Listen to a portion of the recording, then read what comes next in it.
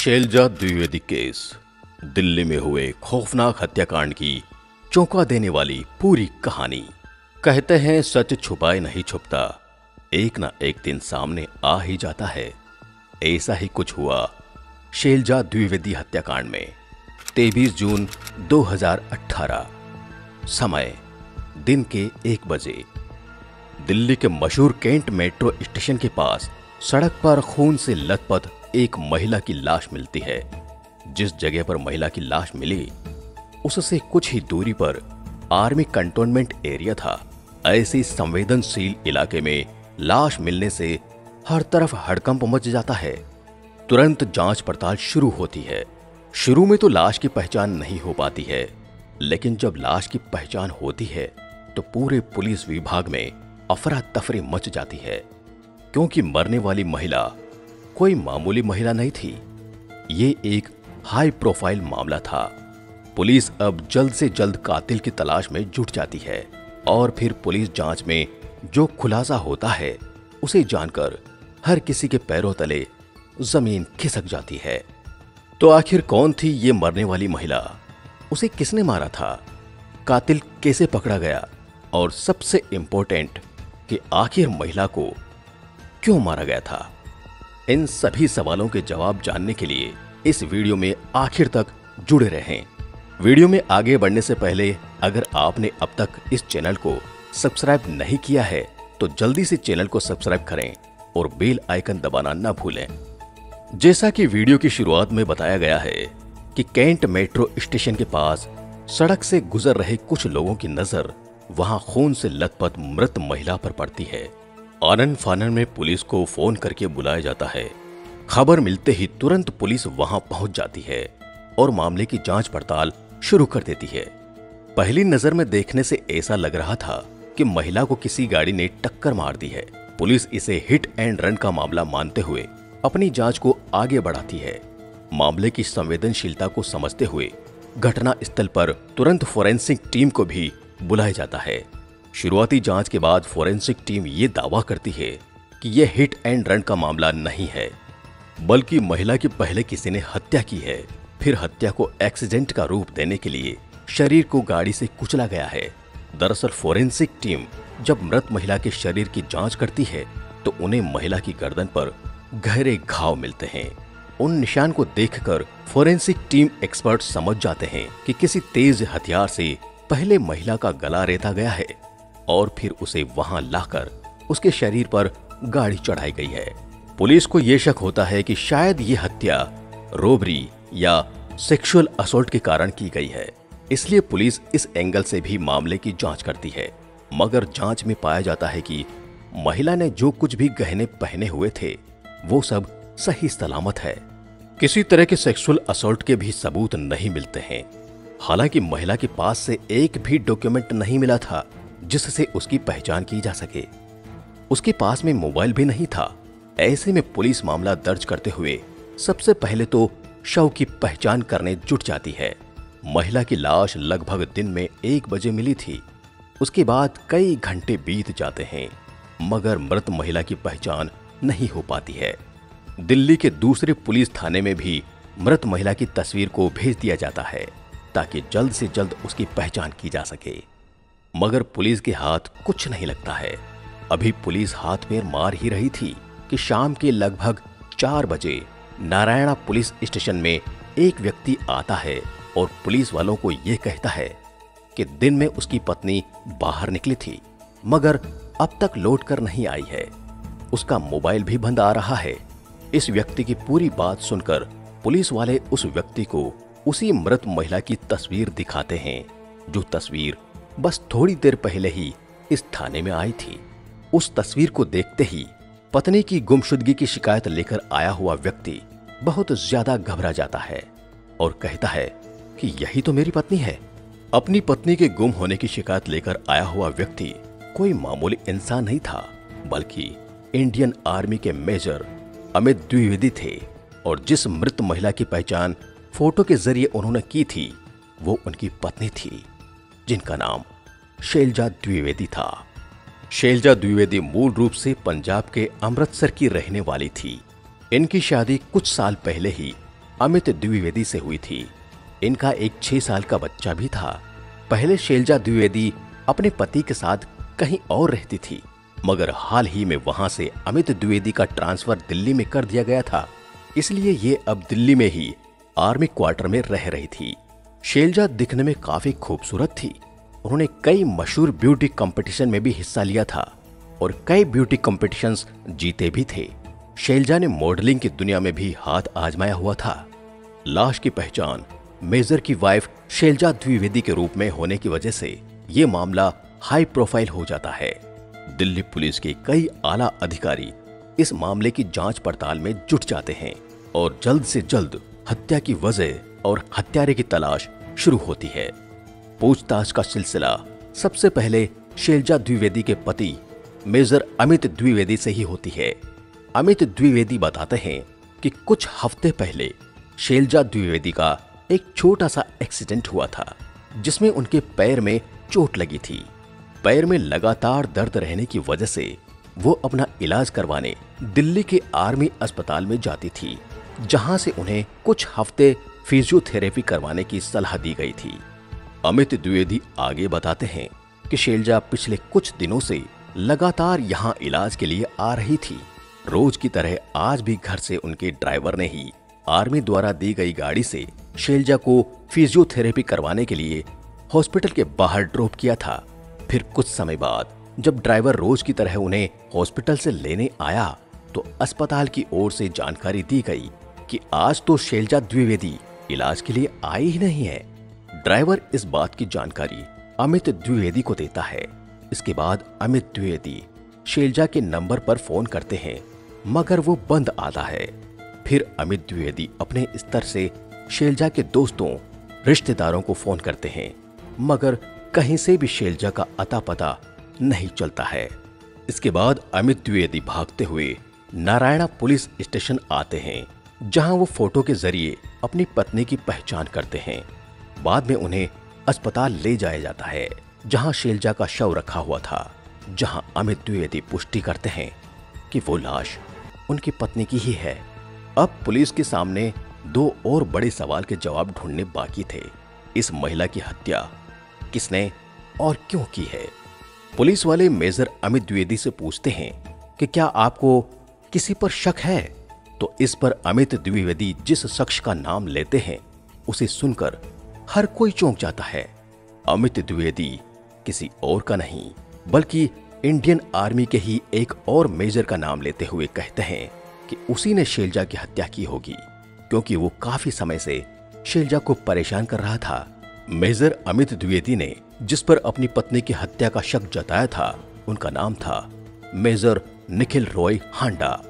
अब सबसे पहले पुलिस मेजर निखिल रॉय हांडा के बारे में पूरी जानकारी निकलवाती है, जिससे उन्हें पता चलता है कि मेजर निखिल रॉय हांडा की पोस्टिंग तो मेरठ बेस कैंप में है। जांच आगे बढ़ाते हुए पुलिस सबसे पहले उस अस्पताल के बाहर की सीसीटीवी फुटेज को खंगालना शुरू करती है, जहां शैलजा द्विवेदी इलाज के लिए जाया करती थी। कुछ ही देर बाद पुलिस देखती है कि अस्पताल के बाहर जैसे ही शैलजा द्विवेदी अपनी गाड़ी से उतरती है, दूसरी तरफ से एक सिल्वर कलर की होंडा सिटी कार आती है। उस कार से एक व्यक्ति बाहर निकलता है और थोड़ी देर शैलजा से बात करता है और फिर दोनों उस कार में बैठकर निकल जाते हैं। कार से बाहर निकले उस व्यक्ति की पहचान मेजर अमित द्विवेदी मेजर निखिल हांडा के तौर पर करते हैं। मेजर निखिल हांडा की लोकेशन हिस्ट्री और कॉल हिस्ट्री से भी पता चलता है कि जिस समय सड़क पर शैलजा द्विवेदी की लाश मिली थी, उससे कुछ देर पहले तक शैलजा और मेजर निखिल हांडा का लोकेशन एक ही जगह पर था। इसके अलावा इसी दिन यानी 23 जून 2018 को सुबह 10 बजे से 12 बजे के बीच इन दोनों की कई बार फोन पर बात भी हुई थी। इन सब खुलासे के बाद पुलिस की टीम मेजर निखिल हांडा की तलाश में लग जाती है, लेकिन कहीं भी उनका पता नहीं चलता है। इसके बाद अगले दिन यानी 24 जून 2018 की सुबह दिल्ली पुलिस के कुछ काबिल ऑफिसर्स के नेतृत्व में 6 टीम बनाई जाती है और उन्हें जल्द से जल्द मेजर निखिल हांडा को पकड़ने का काम दिया जाता है। पुलिस की टीम अलग अलग जगह पर छापेमारी करती है मगर कहीं भी मेजर का कुछ पता नहीं चलता है। क्योंकि मेजर हांडा की पोस्टिंग मेरठ में थी, इसलिए दिल्ली पुलिस दिल्ली से मेरठ तक जाने वाली सड़कों पर लगे सीसीटीवी को भी खंगालना शुरू कर देती है। जांच में इसी रूट के एक टोल नाके पर लगे सीसीटीवी में वही कार दिखाई देती है जो कार दिल्ली के आर्मी अस्पताल के बाहर दिखी थी। पुलिस की टीम मेरठ के लिए रवाना होती है। इधर पुलिस की जांच पड़ताल में खुलासा होता है कि मेजर हांडा के पास एक और दूसरा मोबाइल है जिसके बारे में बस कुछ ही लोग जानते हैं। पुलिस वाले इसी दूसरे नंबर को ट्रेस करते हुए मेरठ के आर्मी बेस कैंप में पहुंच जाते हैं। यहाँ पुलिस वालों को जानकारी मिलती है कि बस अभी कुछ देर पहले ही मेजर निखिल हांडा वहां से निकले हैं। पुलिस वाले अब उसी रास्ते पर निकल जाते हैं जिधर मेजर निखिल हांडा निकले थे। कुछ ही दूरी पर मेजर निखिल हांडा की कार दिखाई देती है। पुलिस वाले पीछा करते हुए उस कार को रोकते हैं और फाइनली मेजर निखिल हांडा को गिरफ्तार कर लिया जाता है। गिरफ्तारी के बाद दिल्ली पुलिस निखिल हांडा को लेकर दिल्ली आ जाती है और यहाँ पूछताछ का सिलसिला शुरू होता है। इस पूछताछ में जो कुछ भी खुलासा होता है इसके बारे में जानकर हर कोई हैरान हो जाता है। पहले तो निखिल हांडा शैलजा की हत्या और फिर उसे पहचानने से साफ इनकार करता है, लेकिन जब पुलिस उसे सबूत दिखाती है तो मेजर हांडा धीरे धीरे राज उगलना शुरू करता है। मेजर निखिल हांडा के बयान के मुताबिक शैलजा द्विवेदी से उसकी पहली मुलाकात साल 2015 में हुई थी।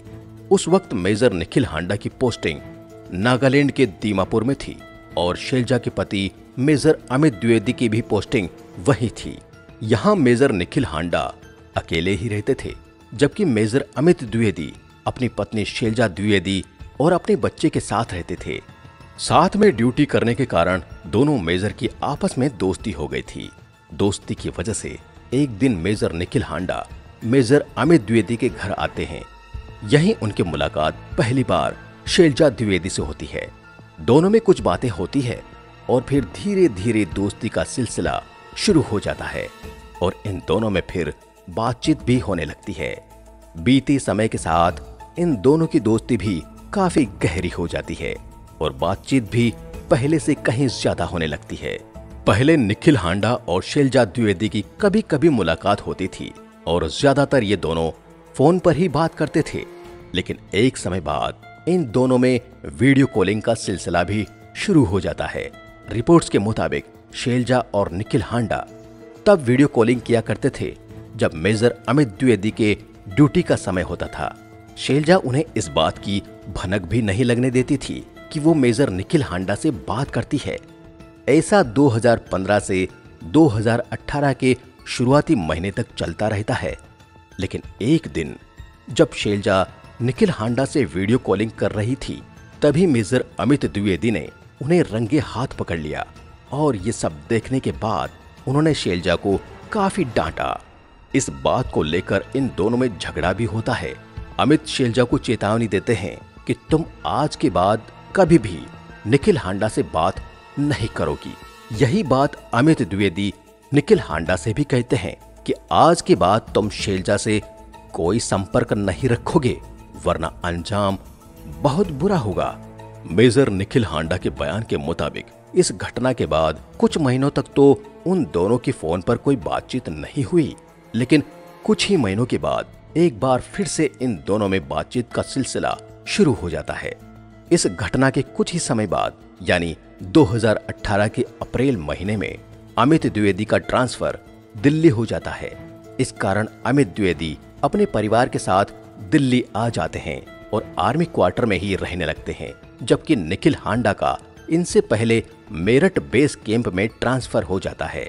मेजर निखिल हांडा के बयान के अनुसार वीडियो कॉलिंग के दौरान जब से अमित द्विवेदी ने शैलजा को पकड़ा था उसके बाद से शैलजा निखिल से कुछ महीनों तक तो बिल्कुल बात ही नहीं करती है, लेकिन निखिल के जोर देने पर इन दोनों में एक बार फिर से बातचीत शुरू होती है। लेकिन शैलजा अब पहले की तरह ज्यादा रिस्पॉन्स नहीं दे रही थी। शायद शैलजा को अपनी गलती का एहसास हो रहा था। मई महीने में तो स्थिति ऐसी हो जाती है कि शैलजा अब निखिल के फोन कॉल्स को इग्नोर करने लगती है। इन सब के बावजूद निखिल उन्हें फोन करना बंद नहीं करता है और अब वो शैलजा पर अपने पति अमित को छोड़ने का दबाव बनाने लगता है। साथ ही कहता है कि मैं तुमसे ही शादी करूंगा। कमाल की बात तो ये थी कि निखिल हांडा ऑलरेडी शादीशुदा थे और उनका पहले से ही एक बेटा भी था। इसके बावजूद निखिल हांडा अब शैलजा द्विवेदी पर शादी करने का दबाव बना रहे थे।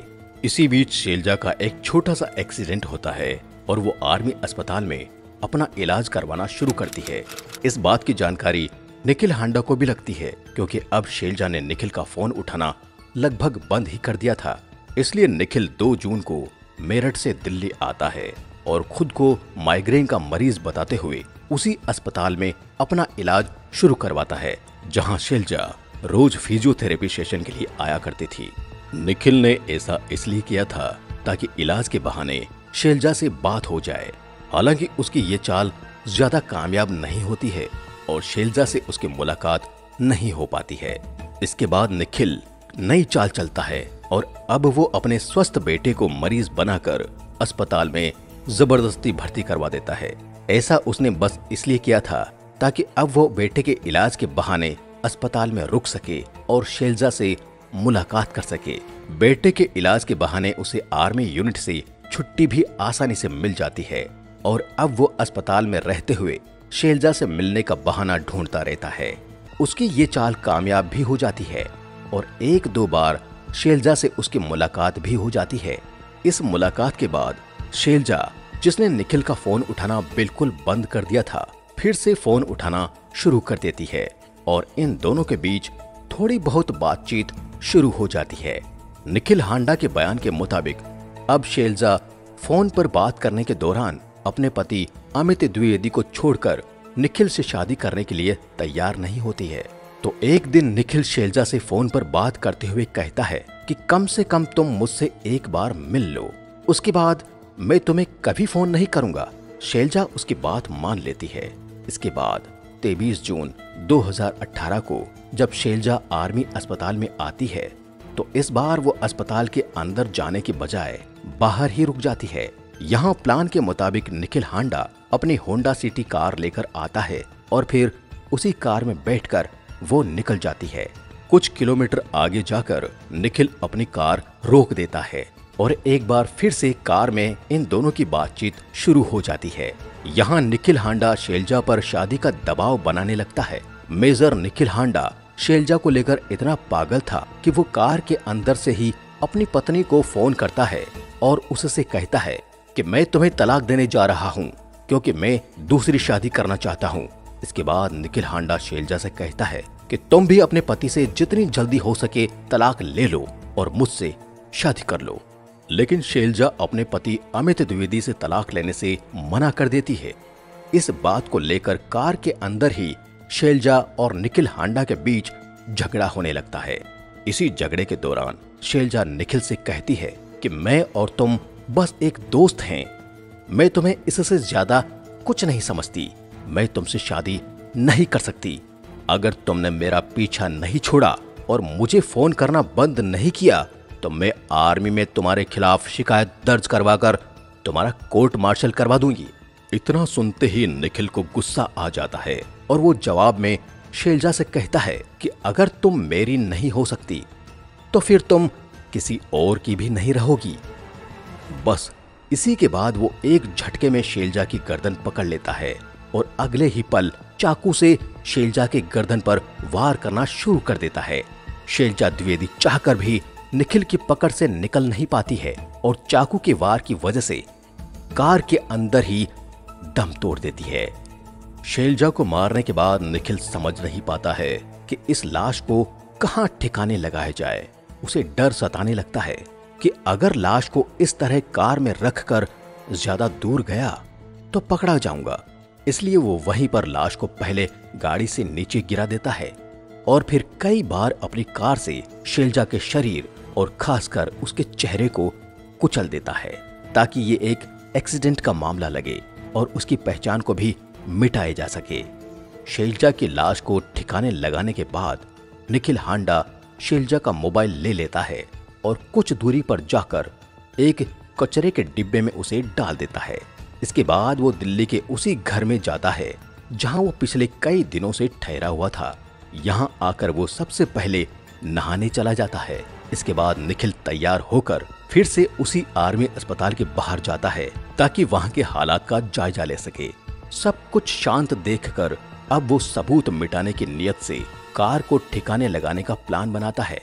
चूंकि कार के टायर में और अंदर अभी काफी खून लगा हुआ था, इसलिए निखिल जल्द से जल्द कार को धुलवाने के जुगाड़ में लग जाता है। मगर उसे डर सताने लगता है कि अगर दिल्ली में धुलवाने गया तो वो पकड़ा जाएगा, इसलिए वो मेरठ चला जाता है। निखिल हांडा को लग रहा था कि कार को ठिकाने लगाकर वो आराम से बेस कैंप में ही छिप कर रह सकता है, मगर पुलिस की तेजी के आगे निखिल हांडा की हर चाल बेकार होती चली गई और आखिरकार वो पकड़ा जाता है। गिरफ्तार करने के बाद निखिल हांडा को 14 दिनों की पुलिस रिमांड में भेज दिया जाता है। पूछताछ के साथ साथ पुलिस हत्या के सबूत जुटाना भी शुरू कर देती है। इसी सिलसिले में सबसे पहले मेजर हांडा की कार से 2 चाकू भी बरामद कर लिए जाते हैं, जिसका इस्तेमाल शैलजा का गला रेंतने में किया गया था। इसके अलावा पुलिस शैलजा और निखिल हांडा के कॉल रिकॉर्ड्स भी निकलवाती है, जिससे पता चलता है कि पिछले सिर्फ 6 महीने में निखिल हांडा ने शैलजा द्विवेदी को 3352 बार कॉल किए थे। इस दौरान इन दोनों की बातचीत कई बार काफी लंबी भी हुई थी। इतना ही नहीं, जिस दिन निखिल हांडा ने शैलजा की हत्या की थी, उस दिन वो शैलजा को सुबह 10 बजे से ही लगातार कॉल कर रहा था और उसने आखिरी कॉल 12 बजे किया था। जांच पड़ताल के दौरान पुलिस कई दिनों की मेहनत के बाद शैलजा का वो फोन भी कचरे के ढेर से बरामद कर लेती है, जिसे निखिल ने शैलजा की हत्या करने के बाद फेंक दिया था। निखिल इस हत्या को आवेश में आकर अचानक से की गई हत्या के तौर पर बताता है, मगर पुलिस जब निखिल हांडा के फोन को कब्जे में लेकर जांच पड़ताल शुरू करती है तो पता चलता है कि निखिल हांडा ने इस हत्या वाली रात से ठीक पहले वाली रात इंटरनेट पर कई बार हाउ टू किल समवन लिखकर सर्च किया था। इसके अलावा उसने सबूत मिटाने के तरीके के बारे में भी गूगल सर्च किया था। निखिल ने यूट्यूब पर भी हत्या करने के तरीके से जुड़ी कई वीडियोस देखी थी। इन सभी सबूतों से पता चलता है कि निखिल ने शैलजा की हत्या का प्लान पहले से ही कर लिया था। शैलजा की नजर में निखिल से उसकी मामूली दोस्ती थी, मगर निखिल हांडा इस दोस्ती को प्यार समझने लगता है। वैसे एक तरफ निखिल हांडा शैलजा से प्यार का दावा करता था, दूसरी तरफ पुलिस जांच पड़ताल करती है तो खुलासा होता है कि निखिल हांडा 2 मोबाइल फोन यूज करता था। एक मोबाइल में उसने अपने असली नाम और पहचान के साथ फेसबुक अकाउंट बनाया हुआ था, जबकि दूसरे मोबाइल में वो एक फर्जी फेसबुक आईडी चलाता था। उस आईडी में निखिल ने खुद को दिल्ली का एक बड़ा बिजनेसमैन बताया हुआ था। वो उस आईडी के जरिए लड़कियों को फंसाता था। यहाँ तक कि जिस दिन उसने शैलजा की हत्या की थी, उस वक्त भी वो 2 लड़कियों के संपर्क में था और हत्या वाली रात उसने काफी देर उन लड़कियों से बात भी की थी। फिलहाल निखिल हांडा सलाखों के पीछे है और अपने कर्मों की सजा भुगत रहा है। कोर्ट से अब तक इस मामले में कोई फैसला नहीं आया है और अब भी इस केस की सुनवाई जारी है।